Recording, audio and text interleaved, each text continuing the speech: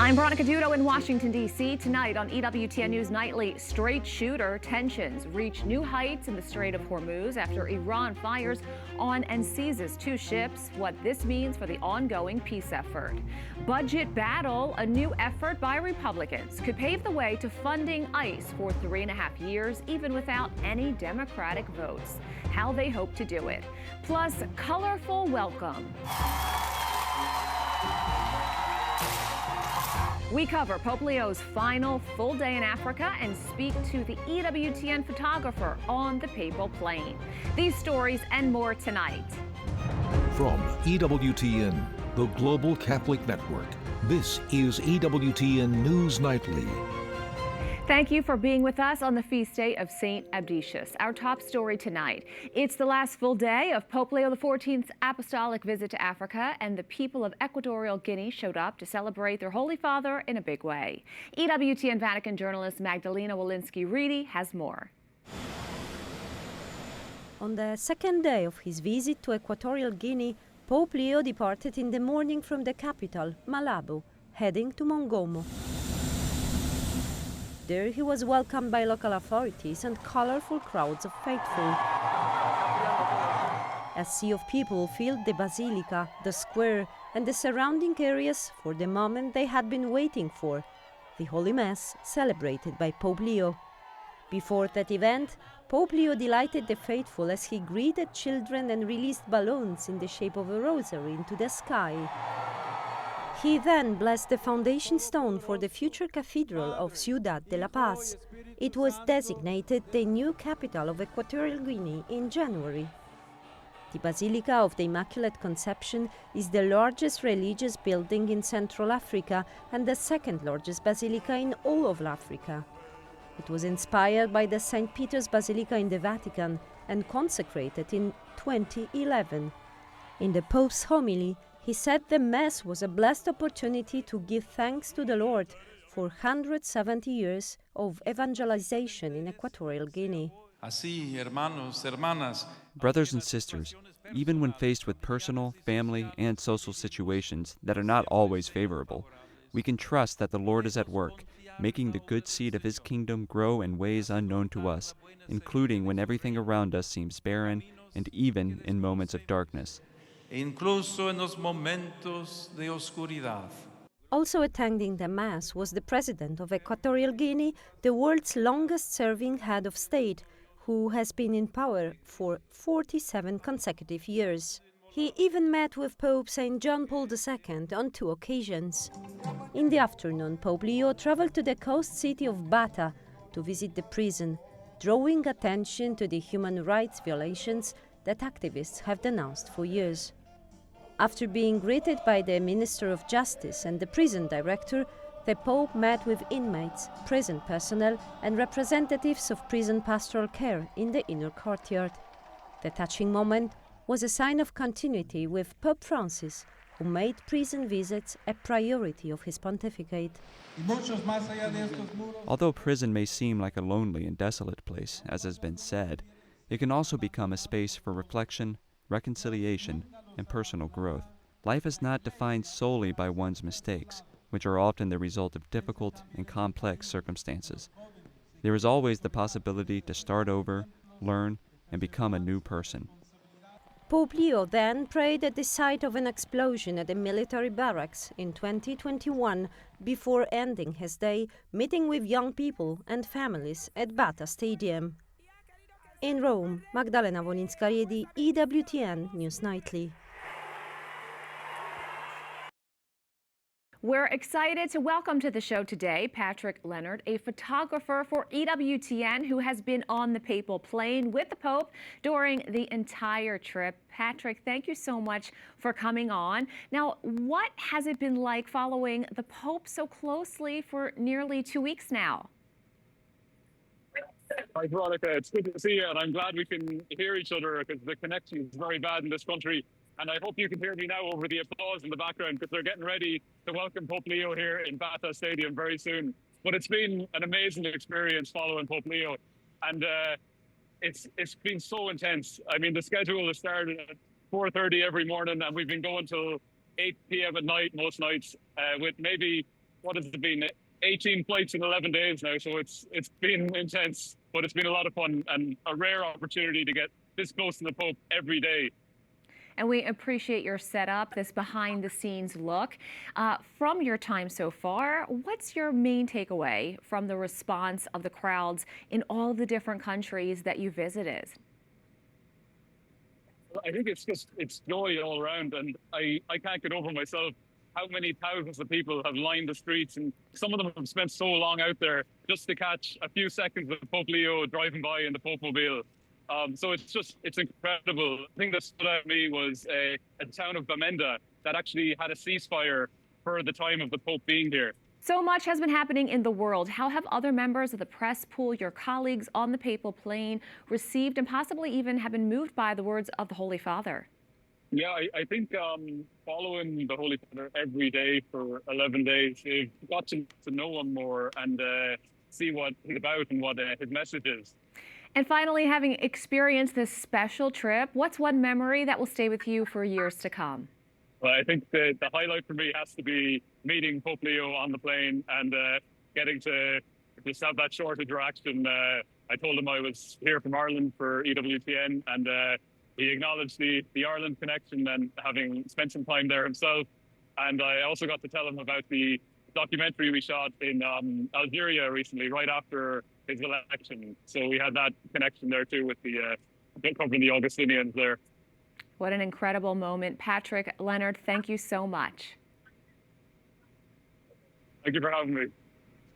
President Donald Trump says more talks between the U.S. and Iran may happen as early as Friday. That's according to published reports. Yesterday, we told you the president extended the ceasefire to give Iran's leaders time to present a unified proposal, but he's keeping the blockade in place. Meanwhile, Iran escalates attacks. It's fired on 3 ships and seized 2 of them. White House correspondent Owen Jensen reports. Owen. Veronica, on the north lawn of the White House today, Press Secretary Caroline Leavitt told reporters the president believes Iran is in a very weak position, that he believes he has the cards in his hands. And she was repeatedly asked about timelines and deadlines. I'm not going to set a timetable for the president. He has not done that, and I won't. I know there's been some anonymous sourced reporting that there was maybe a 3 to 5 day deadline. That is not true. The president has not set a deadline himself. Ultimately, he will dictate the timetable. While the ceasefire means that American and Israeli airstrikes have stopped in Iran, and Tehran's missiles no longer target Israel and the wider Middle East, Iranian state TV reports that Iran's Revolutionary Guard attacked and seized 2 ships near the Strait of Hormuz. A 3rd ship was reportedly left stranded. There have been more than 30 attacks on ships in the Mideast since the war started. Last night, on Truth Social, President Donald Trump posted, "Iran is collapsing financially. They want the Strait of Hormuz opened immediately, starving for cash, losing $500 million a day. Military and police complaining that they are not getting paid. SOS." Not only have they been significantly weakened and obliterated militarily, but they are losing economically and financially every single moment that passes with this blockade. Meanwhile, video shows Iranians gathered for a pro-regime rally in Tehran. They waved flags as a truck carrying what Iran says is a ballistic missile paraded through the street. State media also showed rockets displayed at other rallies across Iran. And discussing the impact of the war, the European Union Energy Commissioner warned if it drags on, more than just the energy sector will be impacted. We are already starting to see effects in other sectors, fertilizers, for instance, so affecting our food production, semiconductors and other things that we need, technology that we need for production of many, many goods in our society. President Trump also announced today what he calls very good news. He says 8 women protesters who are going to be executed by Iran will now not be. And the president also says that 4 of those women who are about to be killed will be released from prison immediately. 4 other women will serve a month in prison. And the president says he appreciates Iran's leaders for respecting his request to save those women's lives. Veronica? Oh, and there's a new poll out on the war? Yeah, that's right. Marquette University, they often put out polls. This is from the law school. They say a majority of Americans are following the coverage of the war with Iran, and also a majority of Americans oppose the president's use of military force in other countries. Veronica, send it back to you. Thank you, Owen.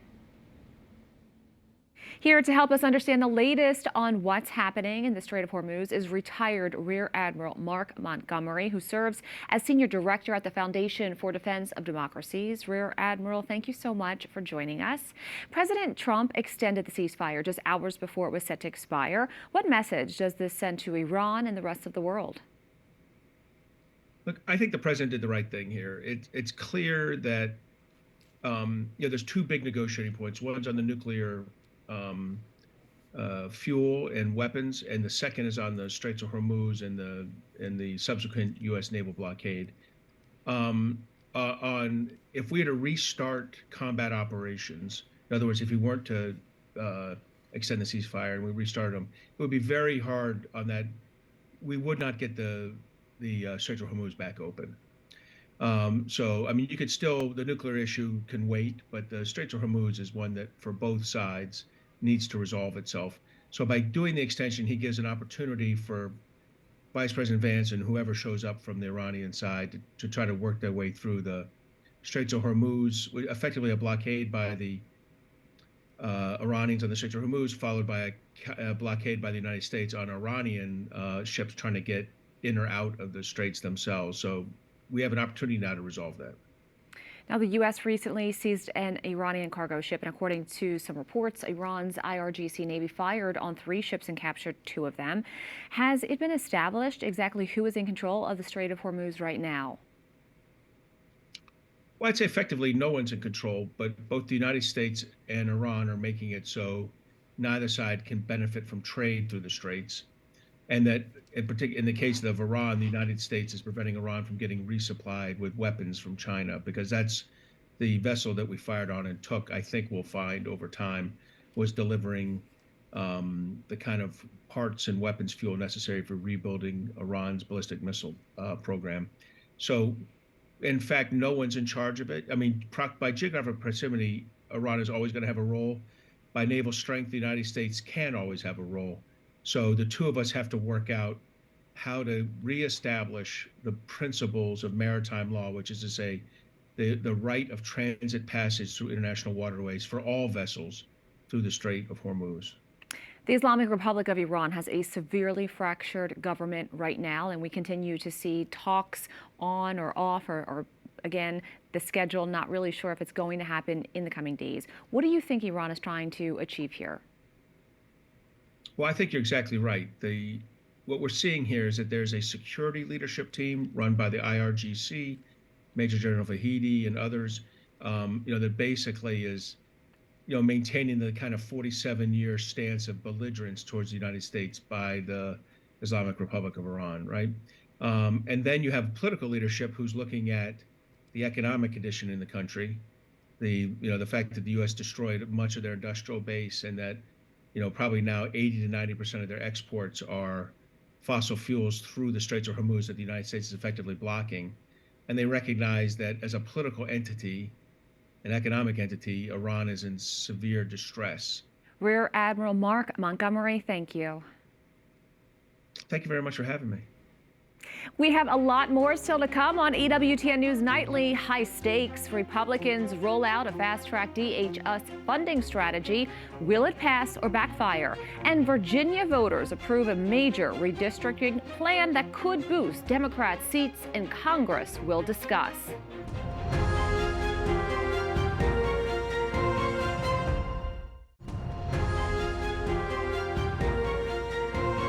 A high-stakes legislative gamble to end the 2-month partial shutdown of the Department of Homeland Security begins later tonight. Senate Republicans have officially pulled the trigger on the Reconciliation 2.0, a fast-track budget maneuver designed to bypass Democratic opposition and fund DHS, including ICE and Border Patrol. But will it work? Let's check in with Capitol Hill correspondent Eric Rosales. Eric?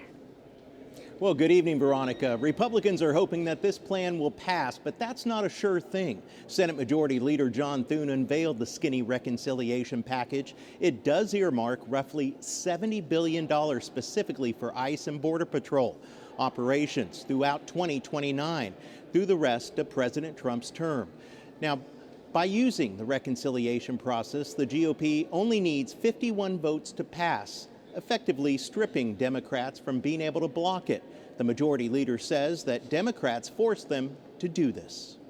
What we have been forced to do, and frankly, this is not my preference, but it is a reality, we are going to use the reconciliation process to fund those two important agencies. Since late March, President Trump has been funding ICE and border agents from money in the One Big Beautiful Bill, along with TSA, the Coast Guard, and Secret Service. With DHS's monthly payroll over $3 billion, money is about to run out, and Congress must act. Democrats claim this is nothing more than a power grab, and they say all they want are standards every other police department across the country must follow. Police unions welcomed body cameras and transparency and accountability, which often actually helped the officers when folks came in to complain, wearing badges and identifying insignia so that you know when someone pulls you over, they're actually a police officer.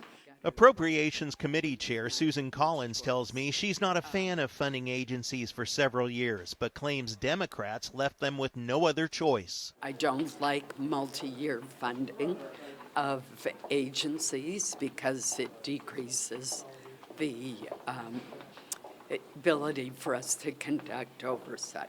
But the path forward is anything but smooth. Several Democrats want the SAVE Act included, mandating national voter ID requirements. But Senator Tommy Tuberville says that's not going to happen. Democrats want nothing to do with it. They lost union voters, they lost minorities against President Trump. They need a new base, and their new base is their new girlfriend, the illegal aliens. If they don't have them, they can't win elections. So what's next? Now that a blueprint is out, the next step will be marathon voting session in the Senate called a vote-a-rama. Democrats plan to offer a number of amendments that deal with affordability. GOP leaders want this passed very soon. It will then be sent over to the House. And Veronica, it must happen very soon. Otherwise, DHS workers will go without paychecks once again. Back to you. Thanks, Eric. In Virginia, voters narrowly approved a new congressional redistricting plan by a vote of 51 to 49%. The new maps could give Democrats 10 seats and Republicans just one, starting in the November midterms. It was important for Democrats to push back aggressively across the country to stop Donald Trump's gerrymandering scheme, which was designed to rig the midterm elections. They thought we were going to step back, but we've made clear that we will fight back and we're going to keep our foot on the gas pedal. The new maps would allow Democrats to use these new redrawn districts for the next 3 elections ending in 2030. Last night's vote is part of a broader national battle over district lines that could decide who controls Congress. Next up is Florida, where Republicans could get a boost, gaining as many as 5 seats and potentially wiping out any Democratic gains in Virginia. Joining me now to break it down is Jonathan Service, Assistant Teaching Professor at Carnegie Mellon University, specializing in redistricting, voting rights, and American political institutions. Thanks so much for coming on.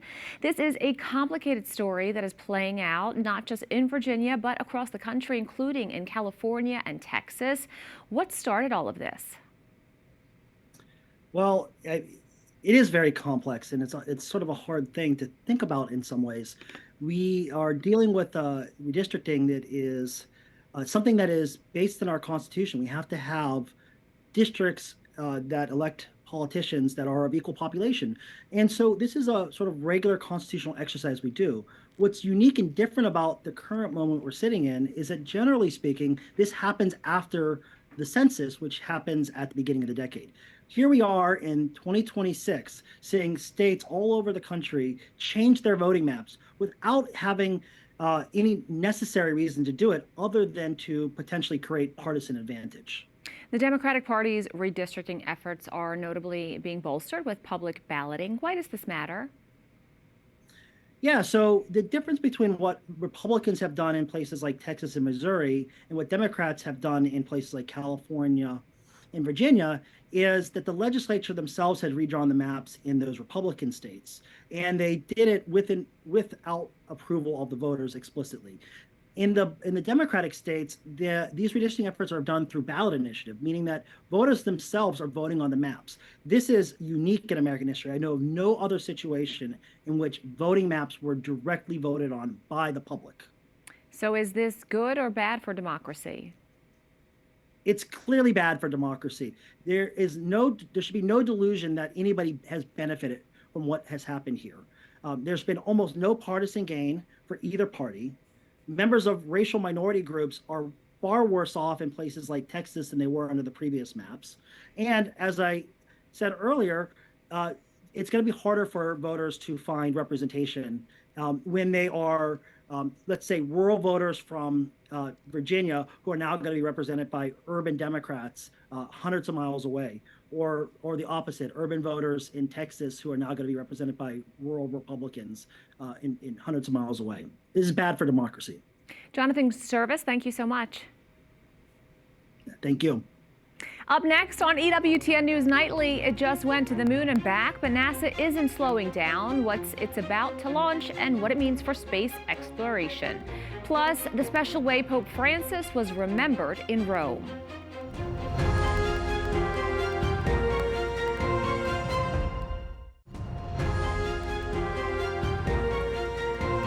NASA has just unveiled its latest fully assembled telescope. The Next Generation Space Observatory is named after Nancy Grace Roman. She's NASA's first chief of astronomy who helped create the Hubble Space Telescope. But this new telescope can take images of space 100 times larger and 1,000 times faster than Hubble. It will be shipped to Florida's Kennedy Space Center, where it's scheduled for launch in September. Back on Earth, today marks Earth Day, a reminder about the planet we all share and the role each of us plays in protecting it. Across the globe, people are coming together to focus on conservation and the future of the environment. Joining me now is Benji Backer, founder and CEO of Nature is Nonpartisan. Thank you so much for being here. It's great to be here. Thanks for having me. What does Earth Day mean to you? Well, Earth Day to me is every day, and I know that's cliche, but I think every day Americans and people around the world are honestly increasingly less connected to the planet that we live on because we rely on it for our food, for our water, for our air quality. And to me, this is something that needs to be ingrained into every single day life because we were sent on this earth to steward an incredible planet. Earth Day began as a welcoming movement in the 1970s. How would you characterize it today, and does it need to evolve?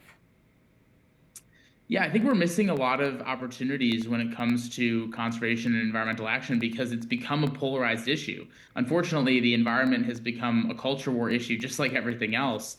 And for most people, they don't want it to be that way. Back in the 1970s, Republicans and Democrats actually worked together to steward this planet.